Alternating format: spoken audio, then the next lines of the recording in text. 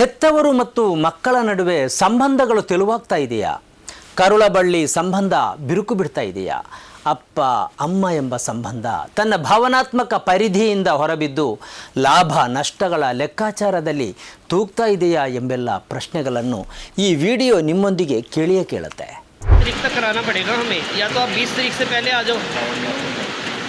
अच्छा 20 तारीख से पहले तो हाँ. देखते हैं, अभी मैं आपको बताती हूँ ना. हाँ जी, हाँ जी.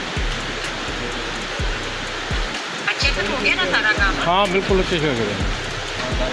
ठीक है, तो मैं ऐसे बोल रही थी ना, आप मुझे वीडियो भी भेज दो. ठीक है भेज दूँगा.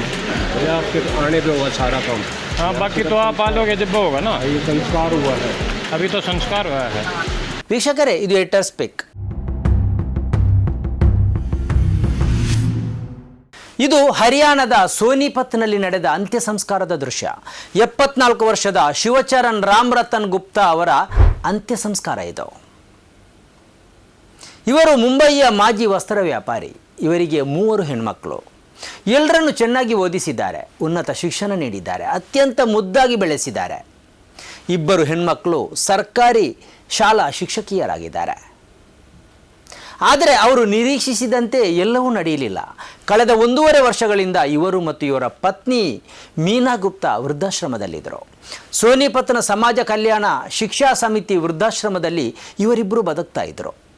ಇತ್ತೀಚೆಗೆ ಇವರ ಪತ್ನಿ ನಿಧನರಾದರು. ಇದರಿಂದಾಗಿ ಈ ಶಿವಚರಣ್ ರಾಮ್ ರತನ್ ಗುಪ್ತಾ ಮತ್ತಷ್ಟು ಒಂಟಿಯಾದರು. ಒಂದು ಕಡೆ ವೃದ್ಧಾಶ್ರಮದ ಬದುಕು, ಇನ್ನೊಂದು ಕಡೆ ಪತ್ನಿ ಇಲ್ಲ ಎಂಬ ಸಂಕಟ.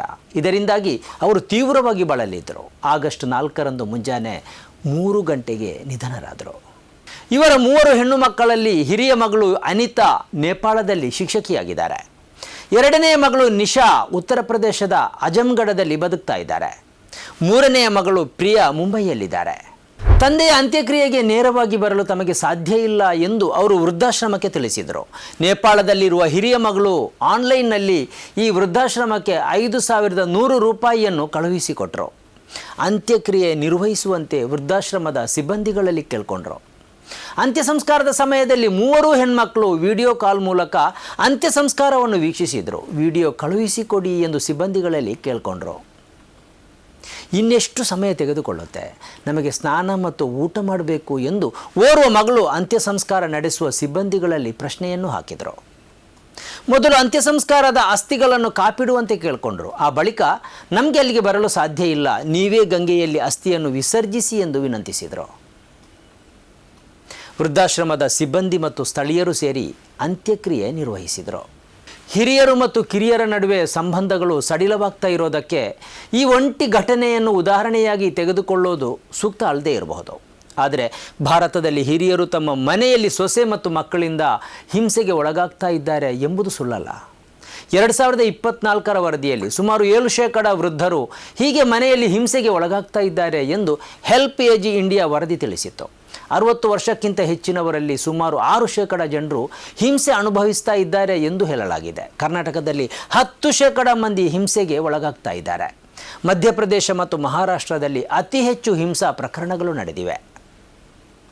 ಭಾರತದಲ್ಲಿ ಖಾಸಗಿ ಮತ್ತು ಸರ್ಕಾರಿ ಸಂಸ್ಥೆಗಳ ಲೆಕ್ಕ ಹಾಕಿದರೆ 1000ಕ್ಕಿಂತಲೂ ಅಧಿಕ ವೃದ್ಧಾಶ್ರಮಗಳಿವೆ. ಇವುಗಳಲ್ಲಿ ಸುಮಾರು 1 ಲಕ್ಷ ವೃದ್ಧರು ಬದುಕ್ತಾ ಇದ್ದಾರೆ. ಇನ್ನೊಂದು ಸಂಗತಿ ಏನಂದರೆ, ಭಾರತದಲ್ಲಿ 60 ವರ್ಷಕ್ಕಿಂತ ಹೆಚ್ಚಿನವರ ಸಂಖ್ಯೆ 16 ಕೋಟಿ. ಶ್ರವಣ ಕುಮಾರನ ಕಥೆಯನ್ನು ಪುಸ್ತಕಗಳಲ್ಲಿ ಓದಿದ್ದೇವೆ. ಹೆತ್ತವರನ್ನು ಅತೀವವಾಗಿ ಪ್ರೀತಿಸಿದ ವ್ಯಕ್ತಿ ಇವರು. ಆದರೆ ಇವತ್ತು ವೃದ್ಧರು ಅಂಥದ್ದೊಂದು ಪ್ರೀತಿಗೆ ಪಾತ್ರರಾಗ್ತಾ ಇದ್ದಾರಾ ಅನ್ನುವ ಅನುಮಾನವೊಂದನ್ನು ಈ ಅಂತ್ಯ ಸಂಸ್ಕಾರ ಘಟನೆ ಮತ್ತೊಮ್ಮೆ ನಮ್ಮೊಂದಿಗೆ ಕೇಳುವಂತೆ ಮಾಡಿದೆ.